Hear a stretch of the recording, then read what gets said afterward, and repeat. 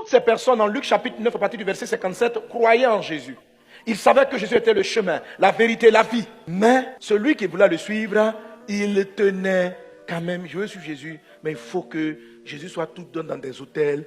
Il faut qu'il y ait l'eau chaude là où on va prêcher. Il faut que, voilà. Aujourd'hui même, renonce à tout ça. En fait, il faut que tu médites et que tu y penses. Tu te dis, sérieusement, si je n'étais pas dans telle ou telle condition, est-ce que j'aurais prié comme je prie maintenant? Vous savez, quand Dieu était en train de faire mon éducation de disciple là, au début, il m'avait appris à me retirer pour prier. Je savais prier seul. Et puis, à un moment donné, je me suis retrouvé à plusieurs à dormir dans la chambre. Je n'avais pas d'endroit où prier. Je dis, Jésus, ça là, ma vie de prière, il dit, ta vie de prière ne peut pas baisser.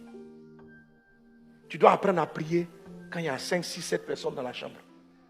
Le confort ne doit pas déterminer ta vie de prière. Vous ne pouvez pas être fidèle à votre méditation, à votre vie de prière, si vos conditions déterminent si vous allez méditer ou pas. Pour être fidèle dans la méditation, il faut que tu sois autonome. Il faut que tu sois indépendant de l'environnement. Sinon, tu ne peux pas être fidèle. Parce que rien ne te dit que tu vas te retrouver toujours dans les conditions idéales. Donc, décide qu'aucune condition ne sera suffisamment forte pour t'empêcher de faire ce qu'on a traité dimanche dernier, c'est-à-dire prier 3 fois par jour, méditer ta Bible tous les jours. Aucune condition. Tu dois choisir ça. Si tu le décides, tu pourras être fidèle dans la méditation et dans la vie de prière. Pourquoi certains n'ont pas médité la semaine?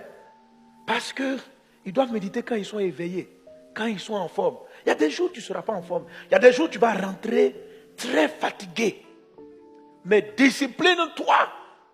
Lis la Bible.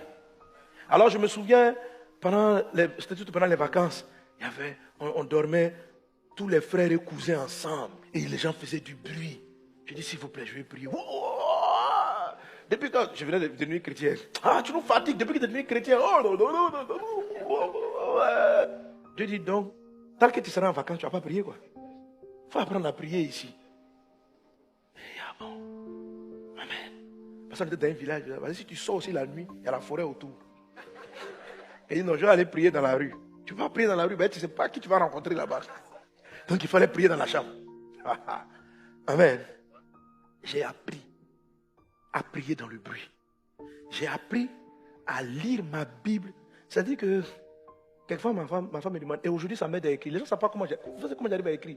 Je peux me concentrer pendant que vous parlez. Je n'ai aucun problème avec ça. J'écris mon livre dans une voiture. J'écris les livres. C'est-à-dire qu'on est en pleine réunion, tout le monde fait du bruit. Il suffit que je rentre. Vous avez l'impression que je suis à vous, je suis parti. Oui, je rentre en prière, je parle avec Dieu, et puis j'écris. Quand vous êtes en croisade, il y a des pensées qui viennent vous assaillir. Tu dois rester concentré sur ce que tu veux. J'ai compris pourquoi papa m'avait dit de renoncer à mon confort. Pour pouvoir garder ma pensée sur ce que je veux. Mais ça, il fallait passer par une école. Il fallait passer par l'école d'être dérangé. D'être dérangé dans ses habitudes. C'est la raison pour laquelle il y en a qui ne font pas les prières de groupe. Ils n'aiment pas prier en groupe. Si tu restes comme ça, tu ne seras jamais disciple. Tu seras une croyante et tu ne peux pas être fidèle. Non. Tu ne seras pas comblé de bénédictions. Tu ne peux pas neutraliser l'environnement. Il y a des personnes, leur confort, c'est d'être seul. Et ils n'aiment pas. Ils être dans leur coin. Change, renonce à être seul. Rentre dans un département. Il y a des personnes, ils sont confortables que lorsqu'il y a beaucoup de monde. Apprends aussi à être seul. C'est-à-dire, ils ne savent pas prier. Quand ils ne prient pas en groupe avec le pasteur, ils ne savent pas prier. Apprends à prier seul. Donc, toi-même, note, c'est dans quelles sont les conditions dans lesquelles tu es confortable pour faire l'œuvre de Dieu. Quand tu as fini de les écrire. Par exemple, vous savez, avant pour pouvoir prier, j'avais besoin qu'il y ait une belle musique, adoration. La l'onction vient sur moi. Ça, c'est une zone de confort. Dieu dit, et s'il n'y a pas la musique, tu veux comment? Je dis, mais s'il n'y a pas la musique, il faut que je crée. Il faut que je me suis rendu autonome. Il y a même un mec qui m'a demandé, mais tu n'as pas besoin forcément que le pianiste. Les pianistes, là, il y a des fois, vous m'inspirez. Le jour où vous me désinspirez. Non, sérieux. Je coupe avec vous. Les gens s'en vont, je n'écoute plus. Mon esprit se refocalise ailleurs. C'est comme, on arrive à la croisade, on est en plein Parakou. Parakou, on installe la sono, on ne peut pas installer le matériel parce qu'il arrive en retard. Donc, on dit, parce que qu'est-ce qu'on fait? L'heure est partie, il est près de 21h, 22h. Je monte sur l'estrade avec le micro, sans louange, sans musique. Mais les miracles ont eu lieu. Parce que, mais quand ils sont là, C'est tellement bien. Quand il chante, il crée tellement l'atmosphère. Mais qu'il soit là, qu'il ne soit pas là. En fait, chaque fois je me dis, c'est ce que j'appelle la nuée des témoins.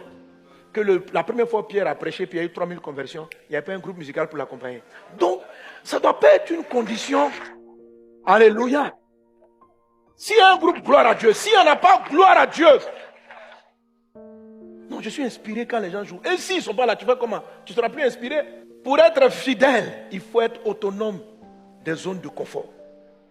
Des zones où vous êtes confortable. Et il faut écrire les zones. Mais il faut dire, que j'ai ça ou que je n'ai pas, je vais continuer de faire ce que je fais. Si ça est la gloire à Dieu, si ce n'est pas la gloire à Dieu, pourquoi on fait les plein air? Vous avez remarqué souvent, il n'y a pas de micro, et puis souvent le courant se coupe dans un endroit, et puis en même temps, j'utilise ma voix. Je ne vais jamais m'asseoir pour dire non, comme il n'y a pas de courant, je ne vais pas prêcher. Il n'y a pas de micro. Est-ce que Paul a un micro? Est-ce que Jésus avait un micro? Vous voyez, on est rendu confortable par les micros. À l'époque, il y avait des micros. Ils ont prêché sans micro. Le micro ne doit pas m'empêcher de prêcher Jésus. J'ai dit, mais Seigneur, la foule qui était là, 5000 hommes, sans compter les femmes et les enfants, comment arrivaient-ils à t'entendre? Et mon fils, c'est qui est sûr, le Saint-Esprit transportait ma voix pour les amener là-bas. C'est vrai qu'ils se mettaient dans des zones assez peut-être favorables. Mais tout ça, c'est ce qu'on appelle le confort. Que tu aies de la place ou tu n'es pas de la place, viens au culte. Que tu sois dehors ou que tu sois dedans, viens au culte. Ne sois pas moins inspiré quand tu es dans la cour là-bas que quand tu es dans la salle. Quelquefois même, mets-toi pour t'éduquer. Il faut dire, moi, quand j'arrive au culte, on dit, je ne peux pas suivre le culte, il faut que j'aille à la maison. Arrête ça. Viens. Jésus était en train de prêcher un jour. Il y avait un groupe, il y a des malades qui étaient là, ils étaient dehors. Ils n'avaient pas accès à la salle. Mais ils ont tout fait, ils ont été guéris quand même. Bon, eux, ils ont cassé le toit. Alléluia. Amen. Ce que j'entends de te dire, rends ton âme autonome des zones de confort. Ne t'y attache pas. Qu'elle soit là, qu'elle soit pas là, c'est Dieu.